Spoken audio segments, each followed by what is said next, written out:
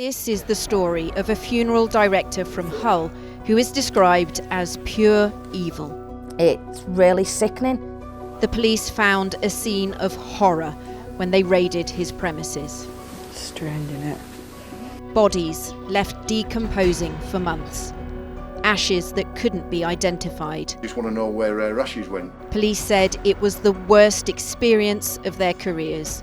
I never ever thought we would be dealing with the amount of victims we did and the nature of crimes that we would be. Robert Bush, the man they say is a monster.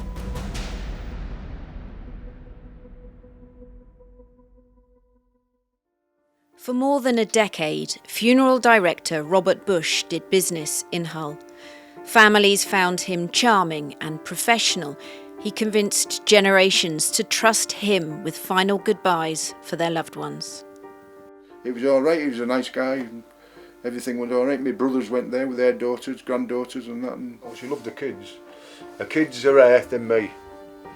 Peter Welburn and his wife Shirley were together for 50 years. We got married on the 8th of February.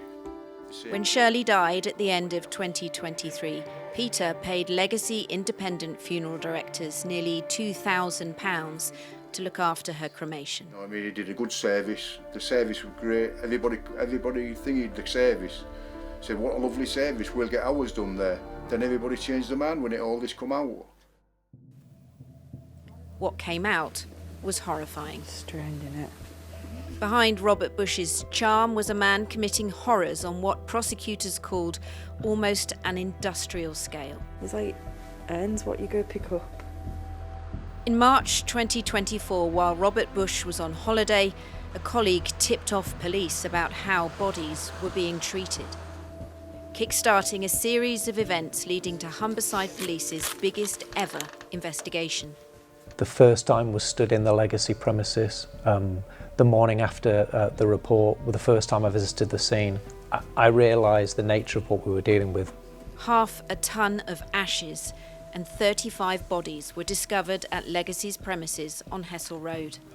There are a portion of them that are new, okay. So we haven't done the funeral yet. Yeah. There's a couple that a few more that we've only recently done, and the others, the plan was to get them cremated as soon as I could afford to do so. A tiny, stillborn baby who'd been named Sonny was found in a paper bag on the floor. When I was stood there looking at what I was looking at, I thought, how could this happen? Never did I ever think we would be investigating a funeral directors or the type of offences we're dealing with either. Robert Bush had been cutting corners. Robert, just stand up and come with us, that's all right, please. Instead of carrying out the funerals he'd been entrusted to undertake, he stored bodies in a back room for months. One had been left for over a year. I personally don't know how anyone could do that. It's really sickening. The body of Michaela Baldwin's stepdad, Danny, was among those found. We'd already had a funeral. We'd already got ashes that we presumed was his. And we've put him to rest. We was letting him rest with my mum. And then to say that not only have you not got his ashes, but his body is still there, it's not being touched. His hospital band was still on his wrist. That's how they told us so quickly that he was in there, you know, with all his name and everything on it. The scale of Robert Bush's callous crimes had caught up with him. Rob, we've come to arrest you. Right. Okay. Police investigations uncovered some families had received ashes that weren't their loved ones. She died in hospital. Including Peter. A box he'd kept in his living room, which he thought held Shirley's ashes, now sits empty. It's made me ill, like, and I've lost a lot of weight and how I was before, and I'm just devastated about it all. And every time I come into the house looking at, you know, it brings back a lot of memories. But I haven't got anybody's ashes now. I just got the box, like. As police continued their searches in I'm Hull, arresting you at the current time on suspicion of preventing the lawful and decent burial of multiple dead bodies. Robert Bush was arrested in March 2024 at Heathrow Airport, flying home from a holiday in the United States. That you have failed to bury deceased persons and falsely represented the burials that had taken place and received payment to do so. He was taken in for questioning. And I know you've described these not quite body bags, as you say, but they're almost asleep. As detectives began the painstaking task of trying to work out how this could have happened and why. It feels vindictive the way this has been done. Robert Bush claimed he was £90,000 in debt and blamed the families who he said didn't always pay. But mostly it's always been financial problems. Debt has led to this. So from what you're saying, the financial issues has the knock-on effect that has led you to be in the position we find yourself in now? The biggest part of it, yeah. But detectives discovered he took more than £500,000 from families for funeral plans he wasn't even authorised to sell, and he stole charity donations collected on behalf of the deceased. Just tell me what Dove House Hospice is. It's a cancer charity. Did you actually give this money to the charity? No comment. Are you responsible for the theft of that money and spending it on something other than donating it to the charity? No comment.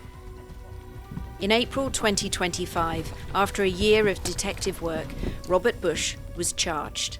30 counts of preventing a lawful and decent burial of a body, 30 counts of fraud and false representation in relation to the deceased recovered from the premises at the funeral homes, 2 counts of theft relating to charities committed between the 1st of September 2022 and the 6th of March 2024. And finally, 1 count of fraud in relation to human ashes committed between the 1st of August 2017 and the 6th of March 2024. This charge incorporates 50 victims. It wasn't until 12 months later, with a potential trial looming, that Robert Bush pleaded guilty to 67 offences at Hull Crown Court. They included dozens of counts of preventing a lawful and decent burial and fraudulent trading stretching back 12 years. Why did you do it, Mr. Bush? Why did you do it, Mr. Bush? This shocking case has shone a light on the lack of regulation of the funeral industry in England. Anyone can set up a funeral business, and there's currently no law requiring regular inspections. The government says it's now working to change that. Any of your viewers, you, me, could print out a business card tomorrow and start handling dead bodies as a funeral director. That is something that we have to change. It is much more difficult to set up one of the burger restaurants that are near this location than it is to set up a funeral director's. Sorry. Yes. That's your message to the family? It is. 2.5 years after this investigation started, after an emotional week in court in which hundreds of victim impact statements were read out, Robert Bush was sentenced to 20 years. No sentence I pass can put right the harm that the defendant has done, particularly where so many deceased persons and bereaved relatives are concerned. Some of Bush's victims say this must be the moment that forces the funeral industry to change. But many say they blame themselves for trusting the man who exploited the lack of regulation of the funeral business. So I hope it all comes out where it has to be by law. I mean, I ain't got a funeral plan in place. I've got something to bury me like, but I don't trust anybody. How can you trust anybody when this has gone on?